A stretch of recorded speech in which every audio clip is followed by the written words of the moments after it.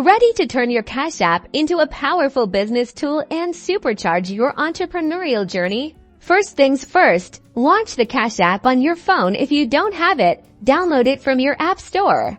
Now, look for the profile icon, typically in the top right corner of the screen, and tap on it to access your account settings. Scroll down through the menu options until you find the Support section. Tap on Support to move to the next setting.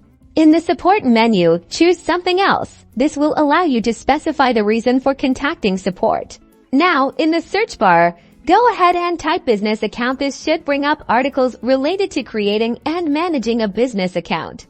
Locate and select the option Switch to a business account. This is the key to unlocking the features you need for your business. Cash App will present you with some information about business accounts. Carefully review this info, noting the fees and benefits. Then tap Get Started. Follow the prompts to set up your business profile. You'll need to provide details like your business name, category, and optionally, your employer identification number.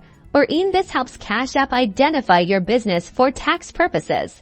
Congratulations! Your Cash App business account is now active. You can now accept payments for goods and services, track your business transactions, and start separating your personal and business finances.